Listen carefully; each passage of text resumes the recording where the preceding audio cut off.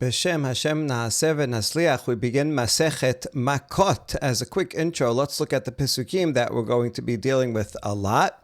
This is in Devarim, Perek Yod Tet. It talks about the fact that you need two witnesses. One witness is not enough regarding any matter, any sin, any guilt. Al pi shnei adim or al pi shelosha adim yakum davar. Good. So now you have two witnesses or three witnesses. Now here's the thing. Ki yakum ad hamas beish la'anot bo sarah. If someone comes and testifies maliciously and gives false testimony, well, if we find out that he did that, well, the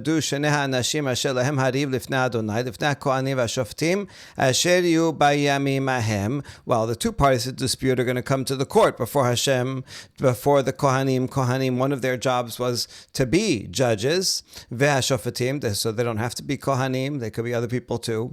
And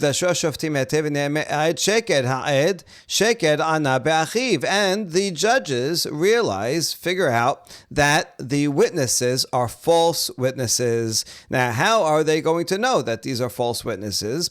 Presumably, it's by a second set of witnesses coming and testifying about the matter. And so, if that happens, v'asitem lo kasher zamam la'asot la'achiv u'bi'ar tahara mikir be'echad. This is the key line for edim zomamin. We do to them, to the first set of witnesses that are found false, they get the punishment that they tried to give to their fellow, to the defendant. And that way we will destroy that evil from our midst, and everybody will see it and not do the same. Now, in a Peshat reading of this paragraph, it sounds like the first set of witnesses that are found to be false, no matter how, whatever type of false witnesses they are, they would get the same punishment that they tried to give the defendant. However, the oral law limits this pasuk and says, you only give the similar punishment, one that they tried to do, if the second set of witnesses testify about the first set of witnesses themselves, not about the content of their testimony. So, for example, if the first set of witnesses came and said, we saw Mr. A murder Mr. B in this place with a knife, and they describe the whole thing. And then the second set of witnesses come and say, well, actually, we saw the murder victim alive the next day. So therefore, it's impossible that this person killed him on the day that you said. Or they say, no, it couldn't have been with the knife because there was no knife there. That knife was somewhere else and there was a rope there or something like that. So if they dispute any part of the content, something about the time and the place and the weapon and the people that are involved in the crime, then they are called edim machishim, witnesses that contradict the first set of witnesses. And if the second witnesses are believed, then the first set of witnesses, their testimony will be thrown out, and they'll get a regular punishment for being false witnesses in accordance with the ninth of the 10 Commandments, and so on. When the rabbis talk about edim zomamin, that is specifically the case where the second set of witnesses testify about, nothing about the content of the crime, but rather about the first set of witnesses themselves. And they say, you testified that you were on scene in New York on Tuesday at noon. However, on Tuesday at noon, we saw you elsewhere. You were in Chicago, and we saw you at the baseball game there. So you could not have been witnesses. That is called edim. The second set of witnesses are edim mizimim. They cause them to be edim zomamin, and the first set of witnesses are edim zomamin. Zomem from this language here, zamam, that they tried to do something. They tried to testify falsely and cause the perpetrator, the defendant, to get capital punishment, but now it didn't work because the second set of witnesses say, no, you could not have been there. The second set of witnesses are saying nothing about the crime. Maybe the crime happened. Maybe it didn't happen. Maybe there's other witnesses that will say the very same thing. All that doesn't matter. The point is that they could not have been there because we know the time and the place that the first witnesses said that they were there, but they really weren't there. That's the law of edim zomamin. A further law, according to the oral tradition, is that if the first set of witnesses testify and there's a verdict and they succeed in actually giving capital punishment to the defendant wrongly, and only afterwards the second set of witnesses comes and says, hold on, that their testimony wasn't good because they were with us in Chicago on that day. Then, since the defendant was already killed, the edim zomemin do not get the punishment that they try to give. They don't get capital punishment, and that's because the pasuk says, "Kasher zamam la'asot lachiv." We only punish the edim zomemin if they tried, but eventually failed because they were caught after the verdict, but before the actual capital punishment, and so they never went through with killing the defendant. Then we kill the witnesses. So it's kind of ironic. It is a bit of a paradox that we kill the edim zomemin only if they did not in the end succeed in killing the defendant. If they did succeed in killing the defendant wrongly, and then they are found to be edim zomemin, then they are not given capital punishment, or whatever the punishment is that they would try to give, whether it's lashes or money or whatever it is. All right, that is the basic law. And now we can start the Mishnah.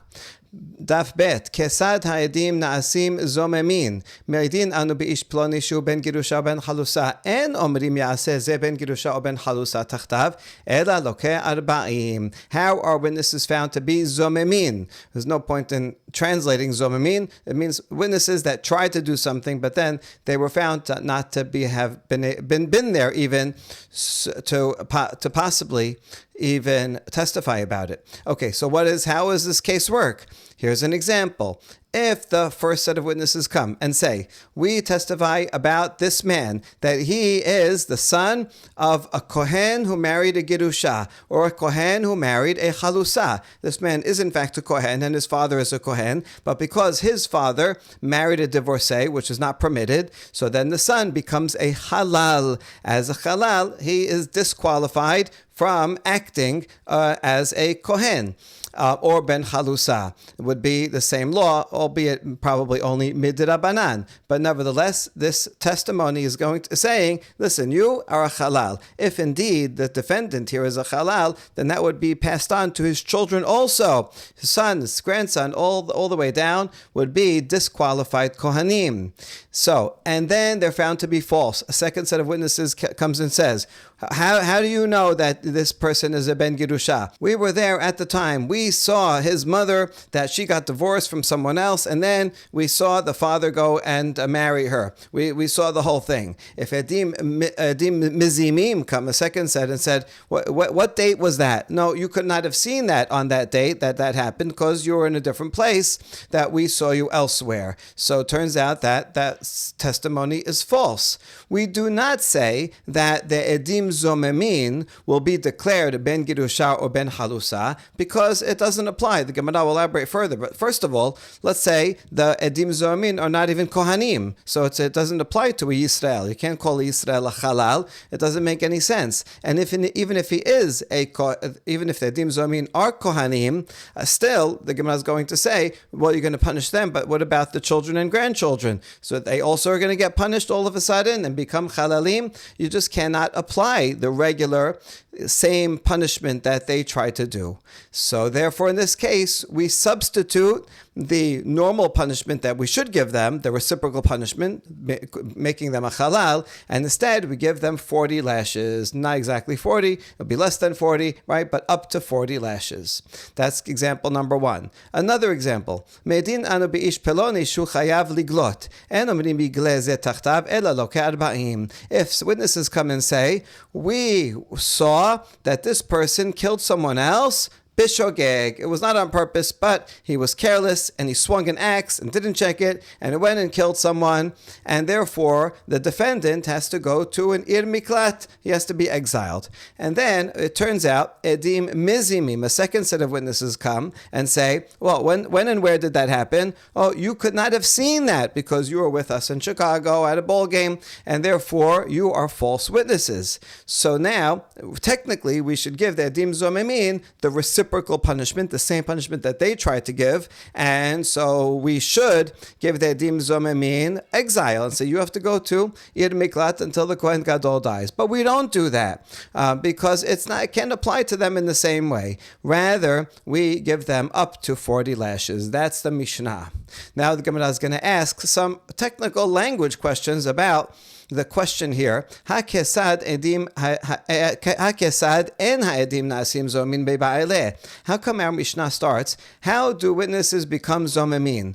In fact, it should say the opposite. How are witnesses not zomemin? Because both of these are examples where the edim zomemin do not get the reciprocal punishment. So when it says, how do they become zomemin? What we expect to find is a typical case where they get the reciprocal punishment. By reciprocal, I mean the same punishment that they tried to give to the defendant, they get themselves. But these are actually, we start off with exceptions to the rule. So really it should say, what are cases where the edim zomemin do not get the expected reciprocal punishment? That's question number one about the language of our Mishnah. ועוד, מדיקתני לקמן, אבל אמרו להם, האח אתם מעידים, הרי באותו היום אתם הייתם עמנו במקום פלוני, הרי אלו זוממין. מכלל דאלו אין זוממין. Furthermore, there's a Mishnah coming up later on, and I'm going to show you that Mishnah. It's going to be on Daf He, but really this is a fundamental Mishnah. You really could have expected it to come at the beginning, but that's the way the Mishnah works. Very often, it starts off with an exceptional example, and then from the exception, then you go back into the rule. So this Mishnah says, אין העדים זעשים זומין עד שיזומו את עצמן כיצד אמרו מעידין אנו באיש פלוני שהרג את הנפש, הרי אמרו להן האח אתם מעידים שהרי נהרג זה או ההורג היה עמנו אותו היום במקום פלוני, אין אלו זוממין. So the witnesses are not called edim zomemin until it's their own bodies. The witnesses themselves are their secondary testimony about the witnesses themselves, not about the content of the crime. And so it gives an example. If the first set of witnesses come and say, we testify that this person killed another person. And then the second set of witnesses say, how could you say that? Because after all, the victim or the perpetrator was with us on that very day in a different place. So obviously, but the perpetrator or the victim of that murder could not have been on scene to have been involved in the crime.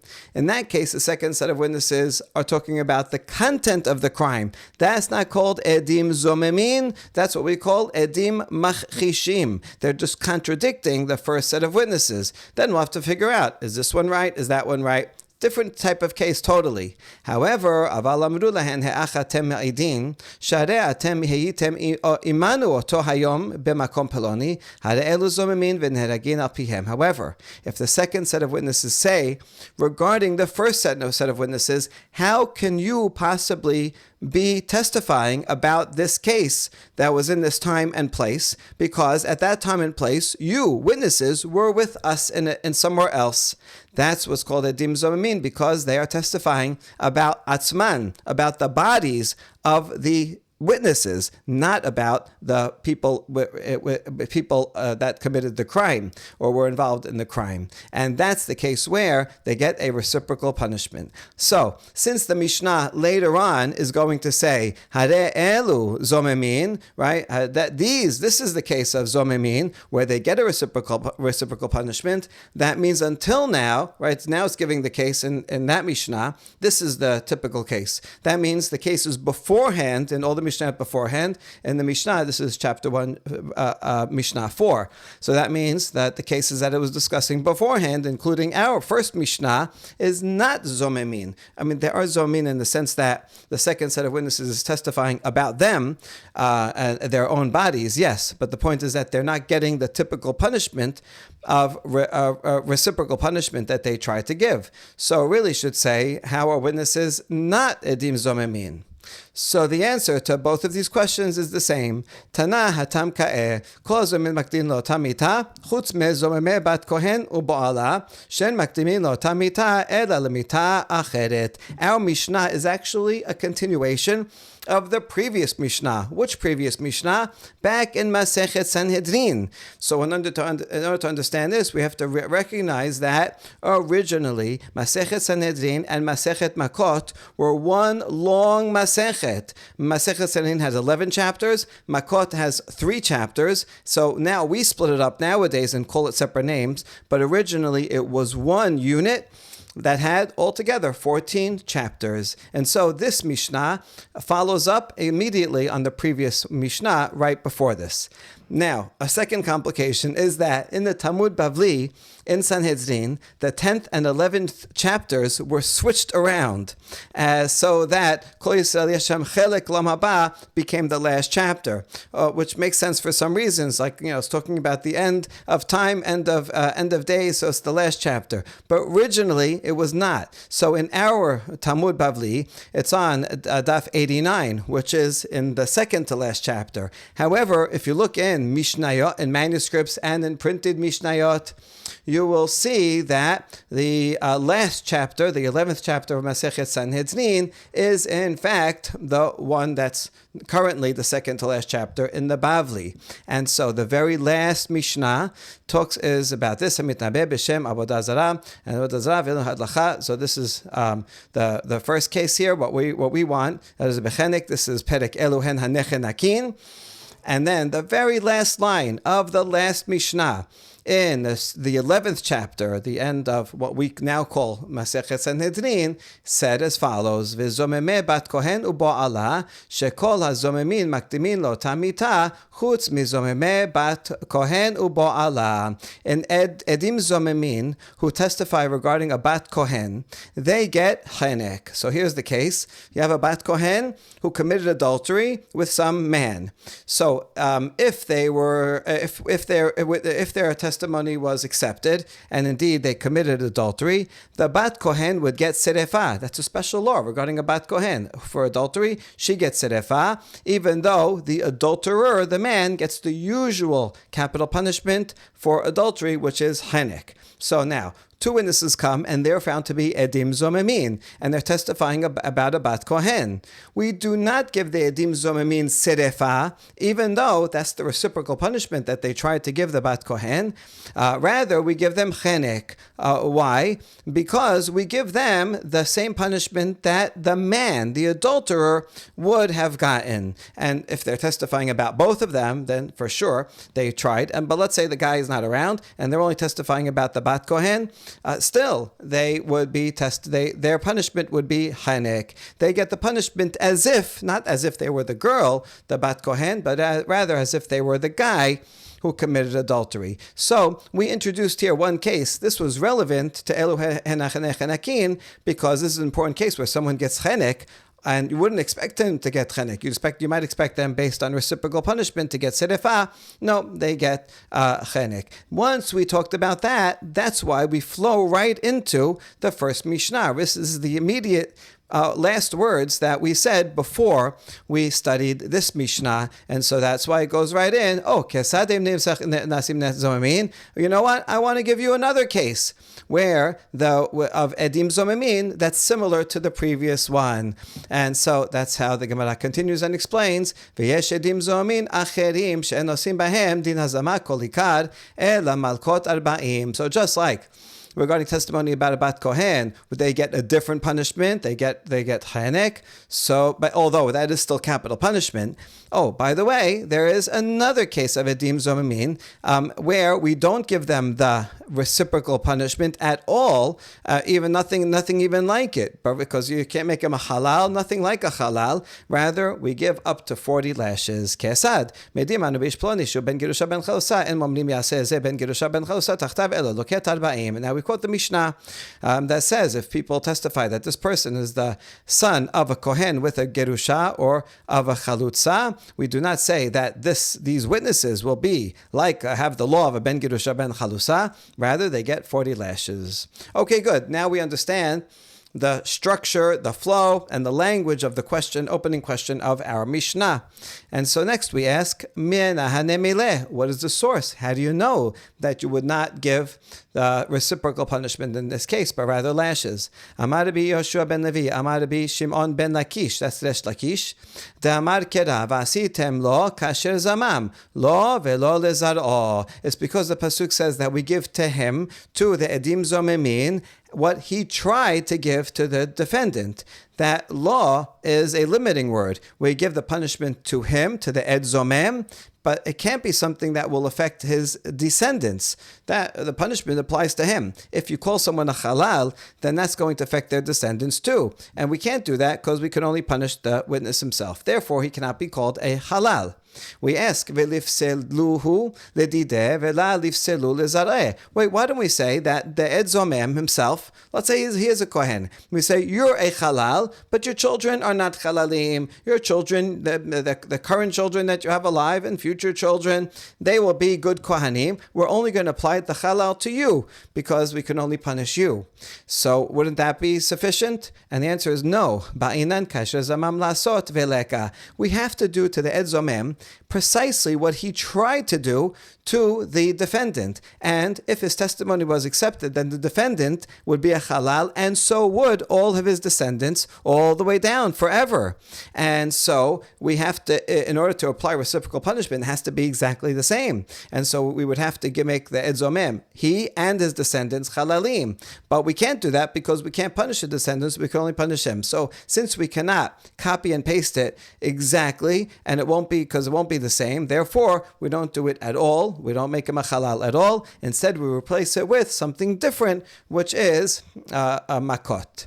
Bar pada omer, kal vachomer, ma mechalel eno mitchalel, haba lechalel velo chilel eno din shelo yitchalel. So the Bar pada says, I have a different derivation for this, why we don't make the person a halal, the ed zomem a halal. It's based on a kal vachomer. Someone who causes chilul, that is the father, is an interesting law. If a kohen marries a divorcee, that man, that husband himself, does not become a halal.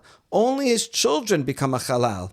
So, if the person who causes a halal to be born, he himself does not become a halal, then haba lechalel, the ed zomem, who tried to make someone a halal by accusing them of being a gerusha, but in the end he didn't succeed because he was caught before this was done.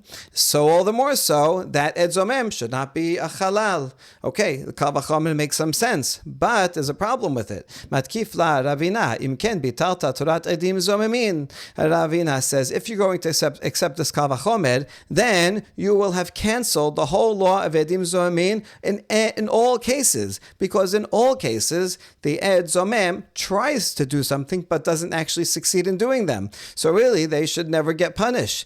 And here's an example. Uma hasokel eno niskal, haba liskol velo sakal eno din shelo yisakel. If someone causes someone else to be stoned, let's say it's a witness who comes and his testimony is accepted, there's a verdict, and the capital punishment is given, and the defendant is stoned.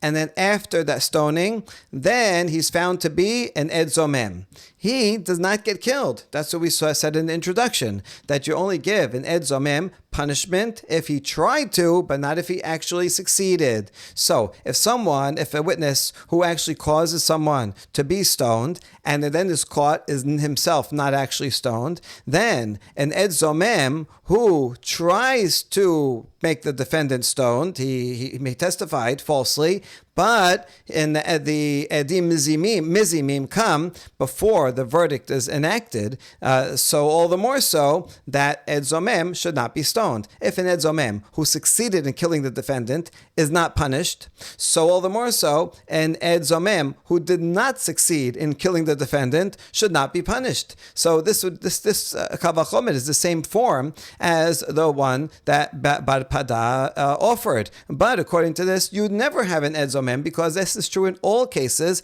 An ed zomem is not punished if he succeeds in giving the punishment, and so if he doesn't get punished, then it's all the more so he shouldn't get punished for trying to, and so then you'd never punish any ed zomem. So therefore, this Kal Vachomer just doesn't work. Reductio ad absurdum. Ela machvarta kedeshanenan me'ikara. Rather, we're going to stick with the derivation that Resh Lakish gave over here, that it's law, we can only punish a person himself, but not his descendants. And so it's not possible to make someone a halal and not his descendants, so therefore we can't make them a halal at all, and that's why we replace the making them a halal with Makkot. Me'idin anu b'ish peloni shehu chayav galut. Now, the second example in the Mishnah was that if witnesses come and say this person killed someone b'shogeg and he has to go into exile, and then they're found to be edim zomemin, we give them lashes. We don't send them into exile.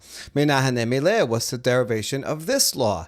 Amar Resh Lakish damar kerahu yanus el achad he'arim hu velo zomemin. The pasuk regarding someone who kills by mistake says he will go flee to one of the cities of refuge. He will flee, the killer, but not someone else. Who's that excluding? That's excluding edim zomemin. That's the opinion of Resh Lakish. Rabbi Yochanan omer, kal vachomer, umahu she'asa ma'aseh b'mezid eno gole, hen shelo asu ma'aseh b'mezid eno din shelo yiglu.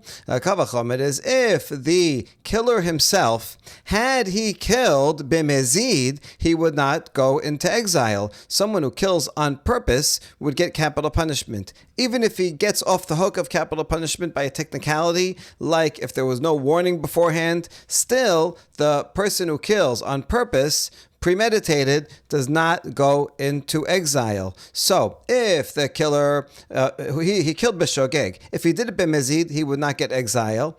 So also the edim zomemin, who did not even do an action, because although they tried to make this guy go into galut by testifying against him, it didn't work. Right before he went into galut, they were found to be edim zomemin. So, if they act purposefully, which they are doing, we presume that the first set of witnesses is lying knowingly and purposefully, so all the more so they should not go into galut. In other words, if the person who would kill b'shogeg, he goes into galut, but if he did it b'mezid, would not go into galut. These people who didn't even do an action, they didn't.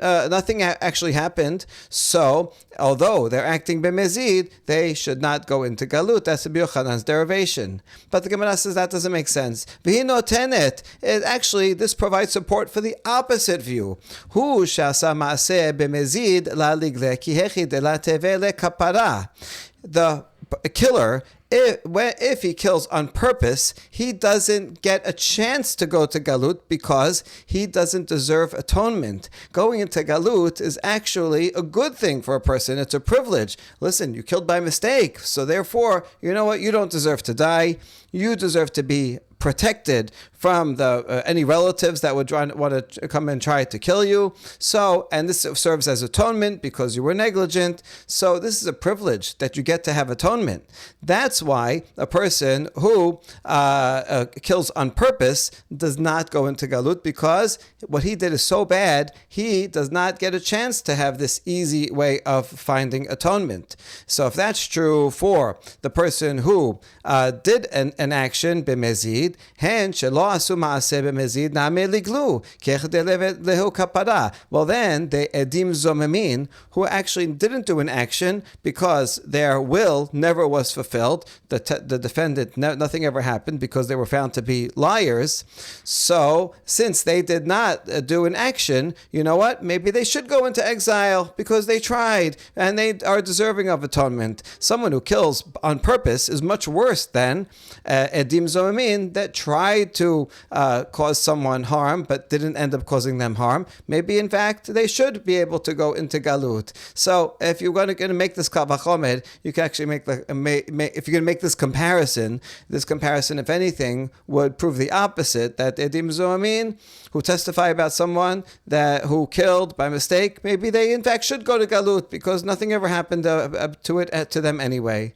Ela machvarta ke Resh Lakish. So you know what? Rabbi Yochanan's derivation is not convincing. Resh Lakish's is more convincing. Amar Ula. Remez le'edim zomemin min haTorah minayin. Ula asked, where do we find a hint regarding the law of edim zomemin min haTorah? We ask about this. Remez le'edim zomemin v'aketiv asitem lo kasher zamam. What do you mean a hint? There's an explicit pasuk. You do to them as they try to do. So it's explicit. We know exactly. Ela remez le'edim zomemin shelokim min haTorah minayin. No, what Ula meant to ask is, where do we find a hint that in some cases, when you can't give the ed zomem, the exact reciprocal punishment, that you give them lashes instead? That's what he wants to know. If you just had vasitem lo, you'd think you always give exactly that punishment. Zichtiv v'stiku et hasadik v'rishu et harasha. V'haya im bin hakot harasha. Mishum v'stiku et hasadik v'rishu et harasha. V'haya im bin hakot harasha. The pasuk from which we learn lashes says that if there's a quarrel between people, it will come to the judges and they will vindicate the righteous and condemn the wicked. And if it's a case where the wicked is deserving of lashes, then you give him lashes. Now the question is, what is this sequence of events? Just because you vindicated the righteous person, does that mean necessarily that the other person is condemned and he gets lashes?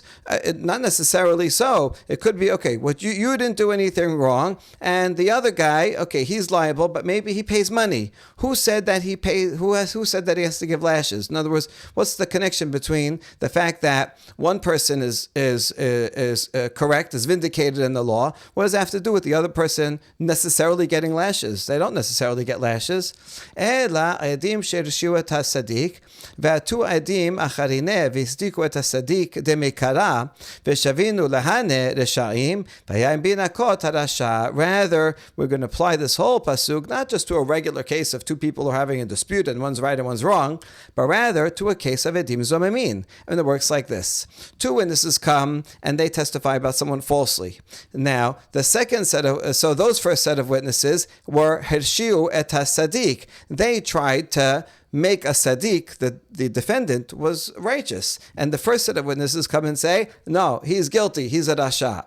Okay, that's the first step. And then the second set of witnesses comes and Hitzdiku et HaSadik. They say the defendant that you just accused, actually, you have no testimony against him. That's the first phrase, Hitzdiku et HaSadik. And furthermore, the second set of witnesses say, you know who's actually evil? You guys, the first set of witnesses. So that's Hirshiu et Harasha. Right at the beginning, when the first set of witnesses come, the first set of witnesses, we think they're right, they're Sadiqim, and we think that the defendant is a Rasha just based on that testimony. The second set of witnesses come and they clear everything up and say the defendant, no, he's a Sadiq. They're not testifying anything about him, but they're undoing the testimony against him, so he'll be free. And the first set of witnesses, who we thought were trustworthy, they're going to say no. They are actually the Sha'im, Hirshu et Harasha. So they say who's a Sadiq correctly, and they say really who's a Rasha. In that case, what punishment will we give? The Edim Zomin, Vayayim binakot harasha. In some cases, we will give lashes. When we can't apply the normal reciprocal punishment, then in many of these cases, we will give lashes. That's the source for lashes that are given to Edim Zomin in these cases. Hold on, why are you going all the way to this dirasha? How about just go right to the 9th commandment in the 10 commandments, that lo ta'aneh, do not bear a false witness, and this is a lo ta'aseh. Generally, if you have just a lo ta'aseh, the default punishment is in fact lashes. Like if you eat pig, lashes. So why not say, just learn it from here? The answer is mishum dehaveh lav she'en bo ma'aseh v'chol lav she'en bo ma'aseh en lokin Allah, because this is a negative prohibition that has no action. It only involves speech, not action. So if you do an action, don't eat pig, and a person eats pig, okay, so that's a lav, and one gets lashes. But here, because no action, we can't normally give lashes, and therefore we need a different derivation where this would be an exception, although the Edim Zomamin are in fact only speaking, but when it comes to that, if they're found to be Edim Zomamin, then they actually get a real punishment, and in some cases it will be lashes. Tenor Banan, Arba'a Devarim Nemru be'Edim Zomamin, En na'asin ben girusha ben chalusa, ve'en golin la'arei miklat, ve'en meshalemin et ha'kofer, ve'en nimkarin be'abed ibri, mishum Rabbi Akiva amru af en meshalemin al pi asman. Braita lists now more cases than we had in the Mishnah, and in fact there's 4 matters regarding Edim Zomamin. They will not get the exact reciprocal punishment if they accuse someone of being a halal, that they're a son of a girusha, a son of a chalutza. Then we don't do that same thing to them. We give them lashes instead. And also, if they testify that someone killed by mistake and deserves ir miklat, if they're found Edim Zomamin, do not go to ir miklat. Those are the 2 cases we had already. And furthermore, if they testify about someone that their animal who that was a shor mu'ad killed someone, so normally if my animal shor mu'ad kills someone, the Torah says I'm deserving of capital punishment. Certainly the animal, but even the owner is deserving capital punishment. However, he can pay a ransom so that he saves his life. So if someone testifies that person owns a shor mu'ad that killed someone, and therefore that person has to pay kofir, but that turned out to be edim zomemin, we do not make the edim zomemin pay that amount. The Gemara will explain why. Also, if witnesses come and say, this person is an Eved Ivri, he's not a free person, he's walking around like a free person, he's an Eved Ivri, right? And we know, we have testimony about that. And those witnesses are found to be Edim Zomemin. We do not make the Edim slaves and say, oh, you tried to make that person a slave, now you have to serve as a slave. No, we don't do that.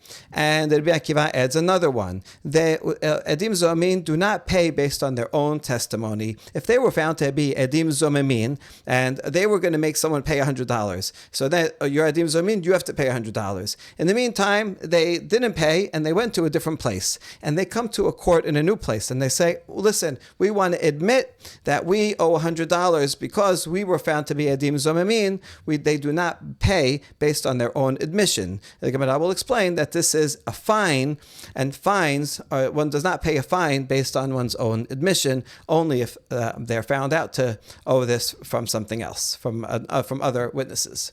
Okay, let's explain them. En na'asin ben girusha ben chalusa kedamaran. En golin la miklat kamaran. The first two cases, that was already in the Mishnah. We already brought derivations for them. Ve'en mishalemin et hakofer kasabre kufra kapara v'hane la bene kapara ninhu. If witnesses come and testify that this person's forewarned ox killed someone, and therefore they would make this person liable technically to capital punishment, but instead he would pay kofer, ransom.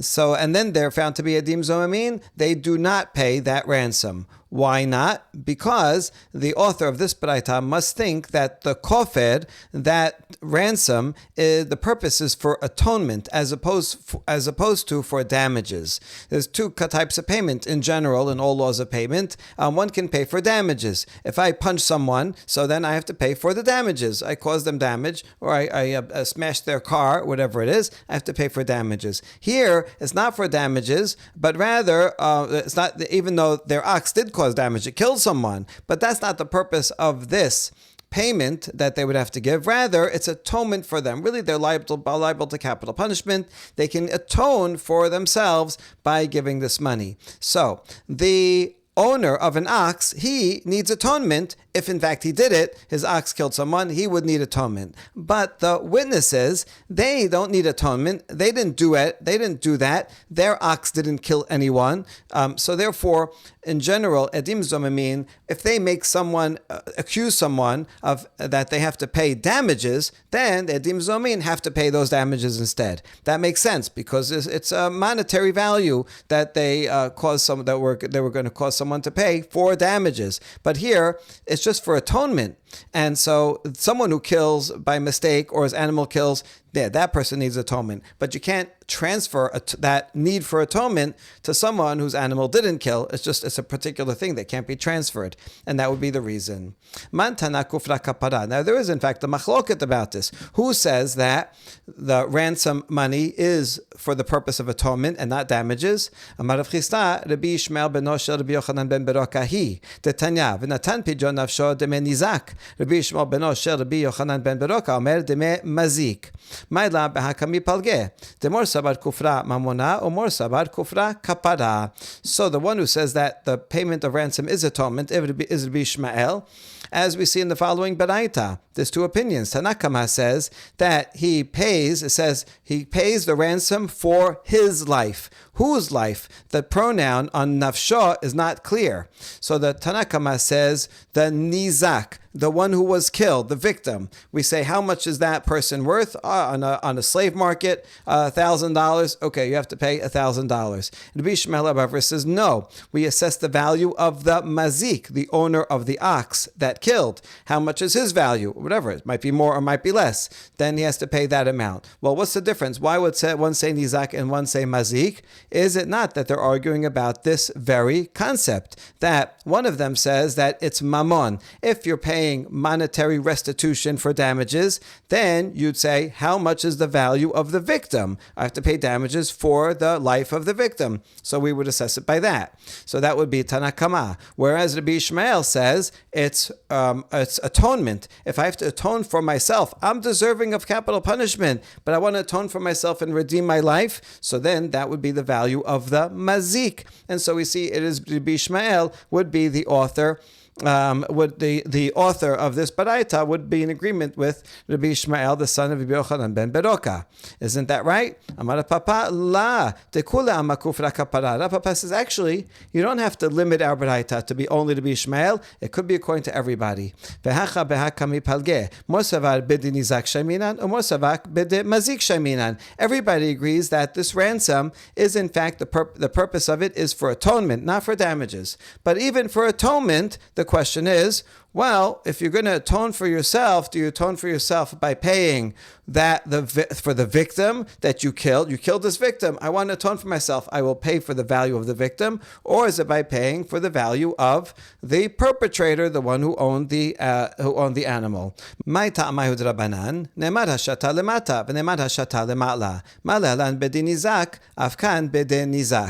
is the reasoning, the source for Rabbanan, who says that although the payment that's given by the person who owns the ox that kills someone is in atonement for himself, and nevertheless we assess it according to the value of the victim, the person that was killed. What's the reason? He's going to learn from a gezerah shava, from the verb hashata, which means to assess. It says that below and it says that above. Let's look at the Pesukim. It says regarding this kofeh, the ransom, right? It says shonagachu mitimol shilshom. That's v'hoad bibalav. It's a shor muad, and the owner was negligent and it went and killed someone.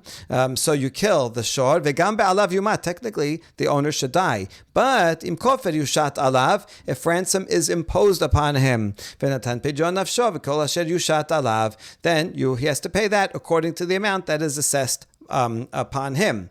So it says the word yushat here. It also says it above regarding the case of two men who are fighting and they push a pregnant woman and cause her a miscarriage. So then, kasher yashit alav baal ha'isha v'natan biflilim. So then the husband of the woman will assess the value, and that's the value of the fetus. So you see here that when it says the word hashata, yushat, that's the value of the nizak, of the fetus, that's the victim. And so too, we learned to Gezerah Shava that also in the case of the ox that kills someone, we assess the value of the victim, of the murder victim, and that's the source for Rabbanan. Although it's still atonement, the purpose is atonement, not damages, but the value of the atonement is according to the victim. Rabbi Ishmael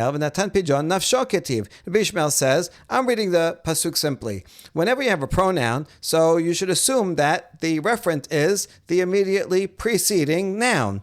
And in this case, v'natan, who's giving the money? The owner of the ox is giving the money. So he gives the money as a redemption for his soul, meaning for his own soul. So therefore, we assess the value of the payment based on the payers, that's the owner of the ox, not the victim, which makes sense. If he's giving atonement for himself, ransom for his own life, then it should be based on his own worth. V'Rabbanan, how would Rabbanan explain that? In pidyon nafsho ketib, mihu ki shaminan b'denizak shaminan. Indeed, he can also explain that the word nafsho, the pronoun, is referring to the owner of the ox. He's giving atonement for his own life. Yes, that is the purpose of the payment, to atone for his own life.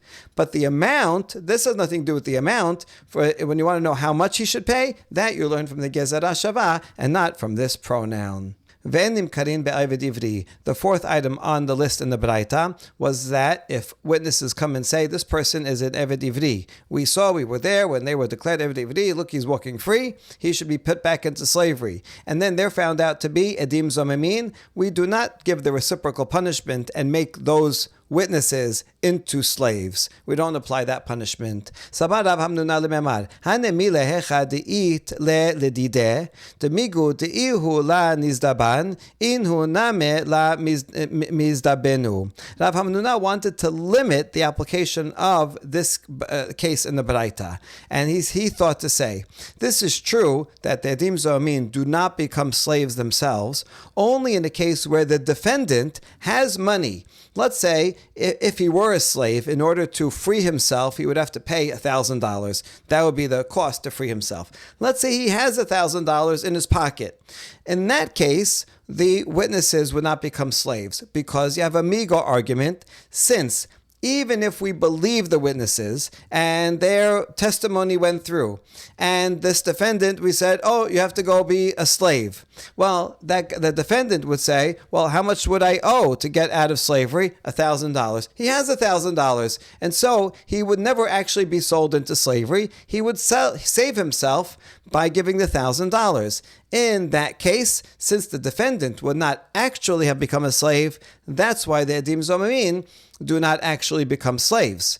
So it's limiting the Mishnah only to the Baraita only to that case. Aval hecha delet le ledideh, af agav deit lehu ledidhu mizda benu. But if the defendant did not have any money, he has no money, he doesn't have $1,000 to redeem himself, and therefore, if the testimony of the Edim went through, then the defendant really would be sold into slavery. So in that case, then the Baraita would agree that the Edim Zomin would be sold into slavery. And that would be true even if the witnesses had money. They have plenty of cash in their pocket. So technically they would have been able to, if they were the defendants, would have been able to pay out of becoming slaves. But that's not what's important. The important thing is that the defendant did not have money, so the defendant really would have become a slave. Therefore, the mandatory punishment would be that the Edim Zomim also do become slaves in that case.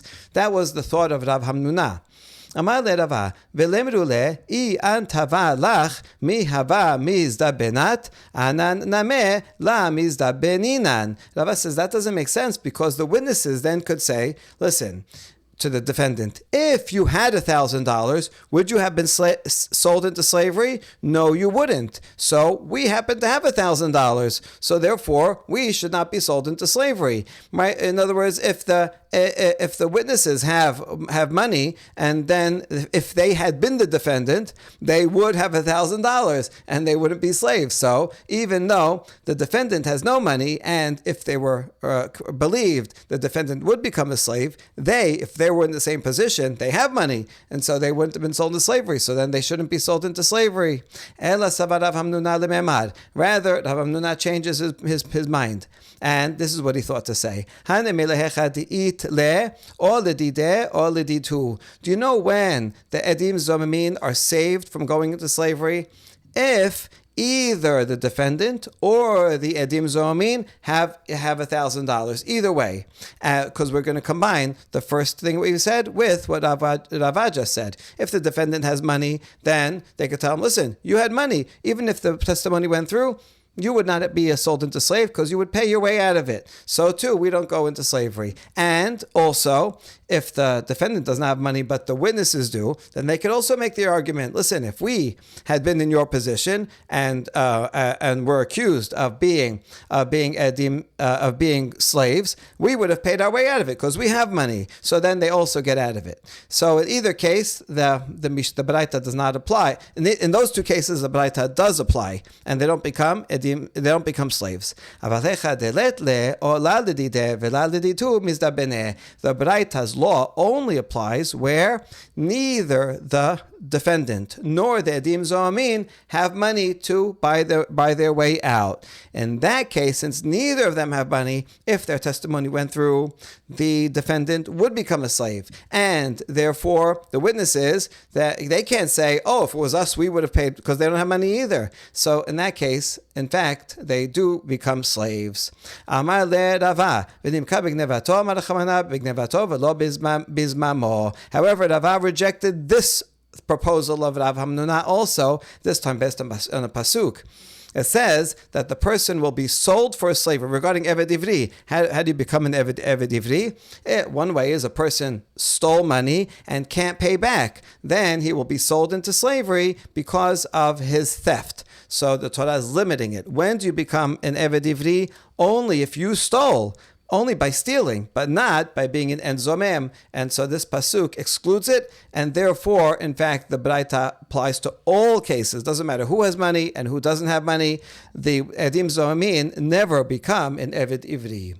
Lastly, Mishum Rabbi Akiva Amru, in the name of Rabbi Akiva, they said that edim zomin who admit, they go to another court after they were found to be edim zomin and they had to pay $100, but they didn't pay. They go to another court where they don't know them, and they say, listen, we were edim zomin, we want to pay. In that case, they don't pay because it's a knas, it's a fine. Must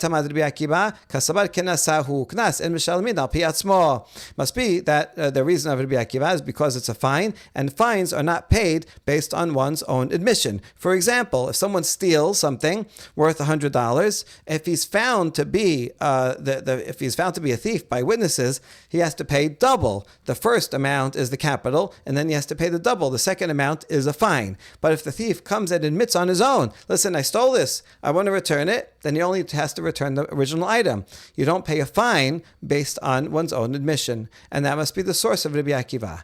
Amar Rabba, Teda, Shahareh lo asu ma'aseh v'neheragimu shalamin. Rabba says, I agree with that, and I'll bring a proof, right? You should know that these witnesses didn't do anything. They didn't actually cause any harm because they were found to be false before anything bad happened. And yet, they can be killed if they try to kill someone, and they can pay if they try to make someone pay. So where do you ever see that you get a punishment for something that there was no effect? Nothing actually happened. If you tried to steal something, but you didn't steal it, you don't have to pay damages. So rather, the only time you have to pay for something that you didn't actually cause damage is in the case of a fine, and that's how you know it's a fine. Amar Rav Nachman, Teda sheharei mamon biyad be'alim u'meshalemin. Rav Nachman says you should know that, look, the money is in the hands of the original owners, even though the witnesses came and said to the defendant, hey, defendant, you owe that guy $100.